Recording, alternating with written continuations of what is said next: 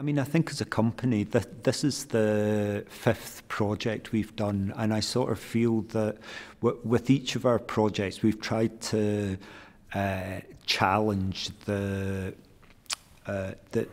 geography where an audience meet a theatrical event.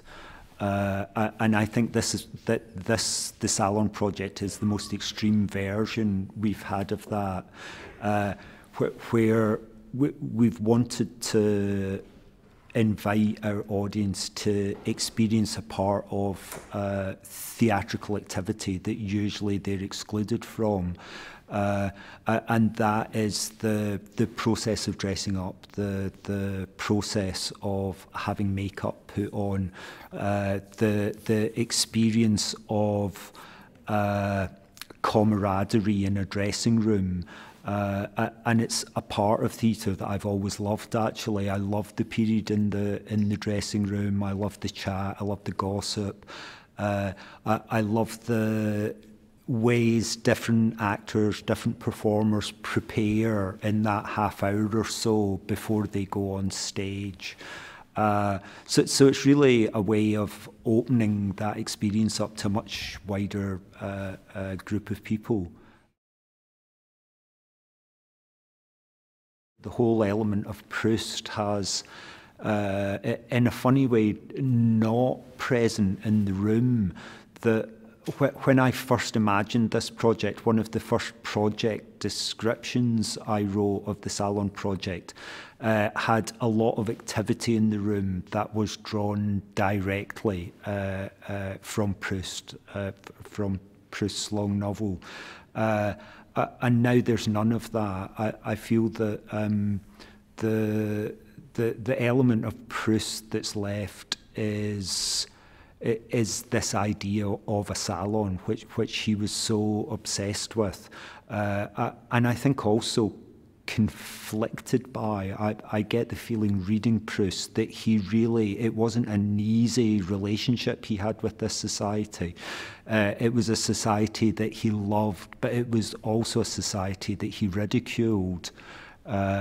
And I think there was a part of him who was himself a social climber, who really, you know, as an upper middle class young adult, he was really desperate to be accepted by the aristocracy and to sort of get into that sort of higher circle of society. And I sort of feel that with the activity we have in this room, I still feel conflicted about salon society. I mean, this thing that's happening here is not like a sort of love affair with salon society. I sort of feel like I have quite conflicted feelings about it. And again, being able to invite an audience into that, I sort of feel is a little more democratic. It's taking an idea that in the 19th century was defined by its exclusivity, that there is a little bit of a democratic sort of counter to that. I really lay claim to this being Scottish work. It's work being made by a group of Scottish people in Scotland, financed by Scottish money. So as far as I'm concerned, this is a very, very Scottish piece of theatre. But I think that the whole idea of salon, actually, of the salon, is actually very pertinent to Scotland and to Edinburgh in particular. I think that in the 18th century, the travel that was going on between Paris and Edinburgh, this idea of the salon actually came back to Edinburgh. And in the 18th century, I think there was a lot of salon activity in Edinburgh. And actually right now, there's a lot of salon activity in Edinburgh. that there has been an ongoing salon that is held off the Royal Mile that has taken place once a month for the last 10 years. It's a really sort of established part of Edinburgh life, and other smaller, more art-centred salons happening. It was, yeah, it was really thrilling and terrifying. They're very different, each one, and I think that we're still trying to work out actually what the project is. And I think it actually took us until Sunday evening, that was our 4th salon, that we really relaxed into it, I think, and really yeah, had the form sort of solidly in our heads. And then tonight is going to be different again because we're going to have a film crew in. So I think, again, having just sort of relaxed and settled into it, I think we're going to have a bit of a jump this evening. So yeah, very, very different each night. And as I say, I think I'm certainly still trying to work out what actually this project is. I think that the visual spectacle I find really appealing. That there's a moment just before the audience come in each evening, and Rose and I observed to each other that we weren't sure whether the curtain was going up for the people entering the room or whether the curtain was going up for Rose and I with these people entering into the room. So first of all, I'm very much enjoying the visual spectacle. We have our guides who give the audience some instructions before they come into the room. And one of the last instructions they get before they come into the room is be yourself and be in the 21st century. And I think that there's a little pull there in people between but being dressed in period costume and being asked to be themselves and to be in the 21st century, that I think, yeah, people are a little unsure of how to behave when they come in here. And I think that's good. I think that's interesting. And I sort of really embrace that tension. I mean, I think it's a heightened version of themselves. I think it's a little sort of polished version of themselves that they maybe bring into the salon. And because we are encouraging people to, you know, talk to each other about art, about politics, about the different issues that our speakers speak of each evening, that I'm hoping that that once they come into the room, that maybe the version of themselves is a little more focused on conversation.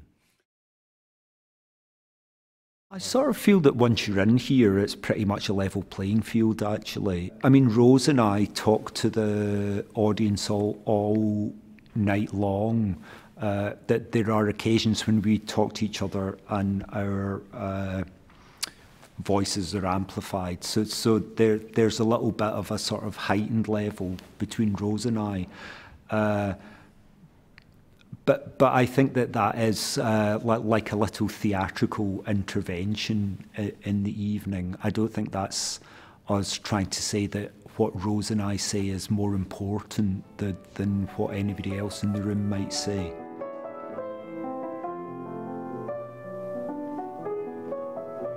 I feel that the first hour of the evening is a very relaxed, easy hour.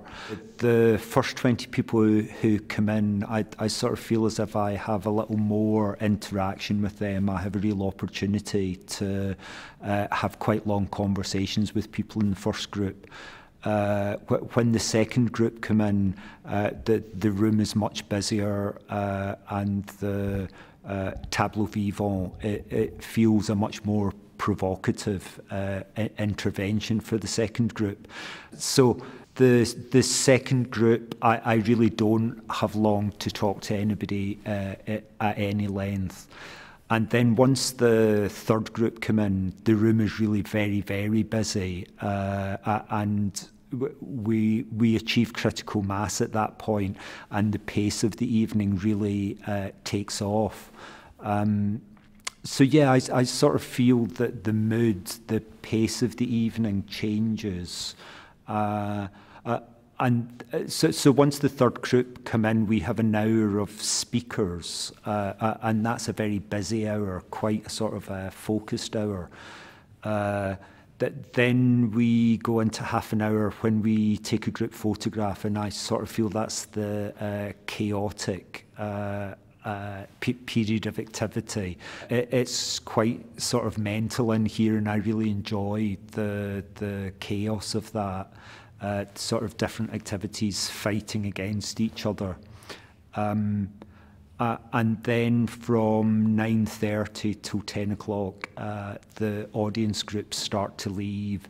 So I feel it has a bit more of a sort of end of the night feel. It feels a bit to me like maybe it's 3 o'clock in the morning, and it's that period of time where a lot of people have left your party, and there's a little sort of hardcore left for the last half hour of activity. I mean, the process of actually getting that group of speakers together was something that was subcontracted to a young woman who's part of our company, and a lot of those choices are very much to do with her own interests and her own contacts. I was really keen for people to talk at the vanguard of 21st century thinking. I thought it would have been very boring to have a group of people talking on historical subjects. And I think that the most interesting speakers we've had so far have been the ones who have looked to the future and given us a clear vision of how they anticipate the future.